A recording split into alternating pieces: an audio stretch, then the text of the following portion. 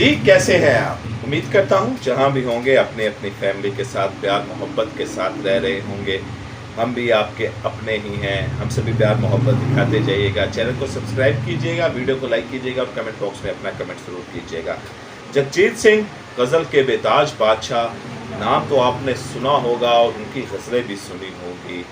इंसान दुखी हो, किसी रोमांटिक मूड में हो या किसी भी मूड में हो, तो जगजीत सिंह की जो गज़लें हैं वो सुनकर उसके दिल को ज़रा ठारस बंधीजती है। जगजीत सिंह ने कई फिल्मों में अपने जो सुर थे उनका जादू जगाया, लेकिन जगजीत सिंह के साथ कुछ ऐसे ज़िंदगी की नागवारियाँ भी गुजरी कि उस नागवारियों में एक ऐसा गीत वो गा गए कि जो आज तक एवरग्रीन है, जो आज भी जुदा हुए लोगों के दरमियान एक राब्ते का जरिया है। आज उसी जगजीत सिंह के गाने की आपको मैं स्टोरी सुनाऊंगा। 1969 में जगजीत सिंह और चित्रा दोनों आपस में दोस्त थे और दोनों की जोड़ी बड़ी खूबसूरत जोड़ी और सुरों की बेताज बादशाह समझी जाती थी। चित्रा जी जो वो शादीशुदा थी, लेकिन उनकी अपने शोहर के साथ अनबन थी।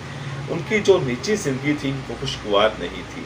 जगजीत सिंह ने चित्रा के खावंद से बात की कि मैं चित्रा से शादी करना चाहता हूँ, तो चित्रा के खावंद ने चित्रा को तलाक दी और दोनों ने शादी कर ली। दोनों की शादी 1969 में ही शादी होगी और उस शादी के ऊपर 30 रुपये खर्चा आया था। माला कोई लाया था, पंडित कोई लाया था, मिठाई कोई दोस्त लाया था और दोनों ने शादी कर ली। 1970 में इनके यहाँ एक बड़े ही खूबसूरत बेटे की पैदाइश हुई जिसका नाम विवेक रखा गया।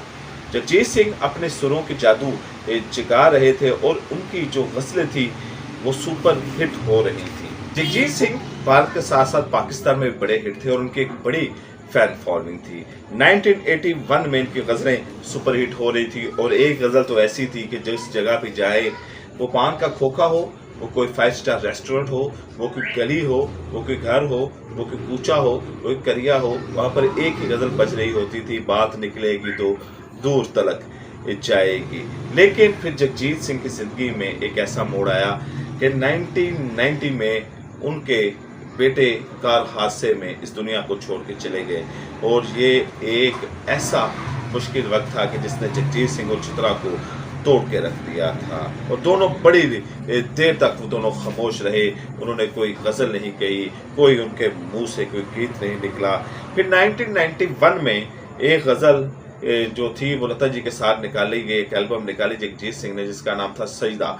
सजदा के नाम से ये एल्बम निकली और इस एल्बम ने क्योंकि एक लंबे अरसे बाद आई थी तो जगजीत सिंह से दोबारा फेम पकड़ा और लोगों को जगजीत सिंह की आवाज़ सुनने का इंतज़ार था और उनका इंतज़ार वो ख़त्म हुआ। फिर 1998 में एक फ़िल्म आई दुश्मन और इसी फिल्म में वो गाना था कि जो गाना तो शायद आज तक अनमोल है और इसीलिए जगजीत सिंह ने उस गज़ल का कोई पैसा नहीं था लिया और इस गीत में, इस गज़ल में जगजीत सिंह ने अपने जिगर का खून डाला और डूब कर ऐसी गज़ल गाई कि आज तक ये गज़ल का कोई जोड़ नहीं है, कोई तोड़ नहीं है।